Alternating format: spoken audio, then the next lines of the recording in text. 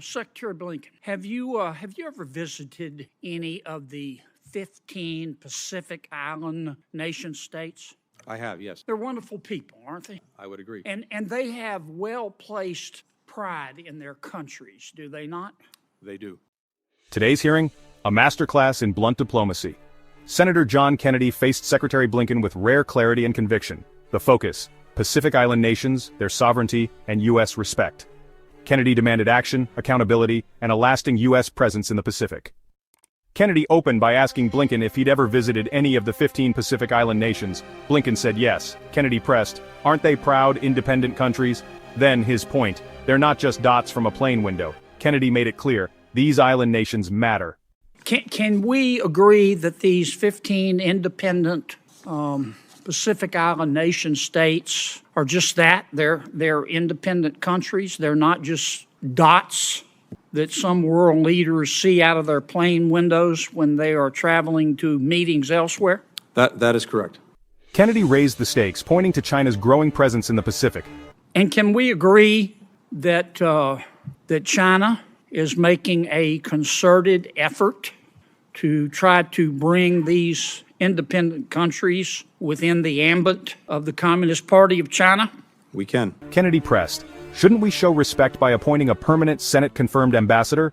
Blinken squirmed. Putting China aside, do you agree with me that it is the prudent and moral thing to do to have deeper engagement with our fellow countries in the Pacific, particularly in terms of trade and investment?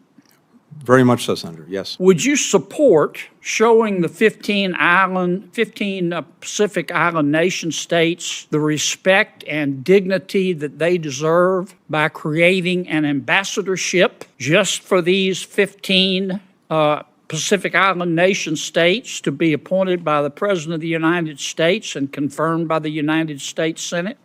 Senator, something that we're looking at, but let me just put this in context. As you rightly said, these are independent sovereign countries, which is exactly why we have been engaged in a very intense effort to actually get embassies and to have ambassadors in more of these countries. And as you know, right now, we've opened an embassy in the Solomon Islands, we've opened one in Tonga, we have one pending in Kiribati, and we're also doing the same thing in Vanuatu. So having these bilateral ambassadors is critical.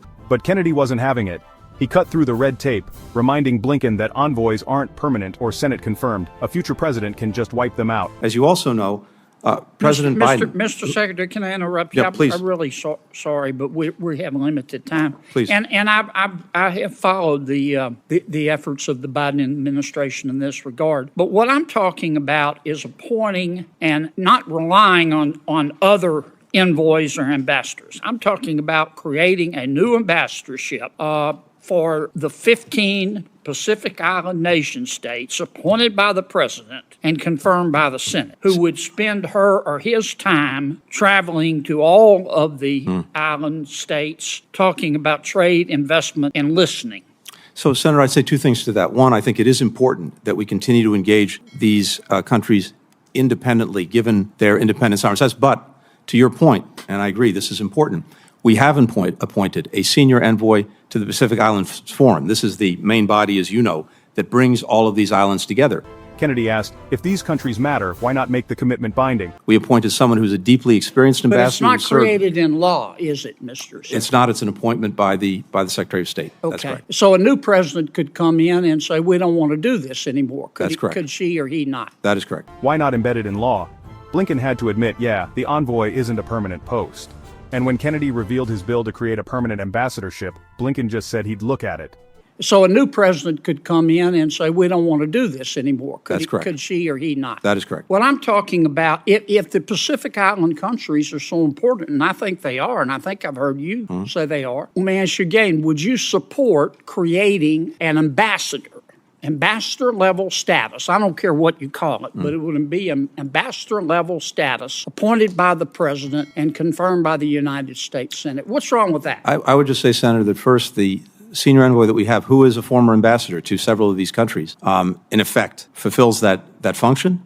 So that's important. But he's not an ambassador. He's appointed by a president. I'm talking about making this permanent. Well, of course, a future president could decide not to appoint an ambassador to any given country. Well, but why that. wouldn't you want to? Why wouldn't you want to embed this in the law and give the Pacific Island countries the respect they deserve? I'd be happy to pursue this with you. I think what we're hearing. I just happen to have a bill, Mr. Secretary. Yeah, and very happy to look at it. A non-answer that said a lot.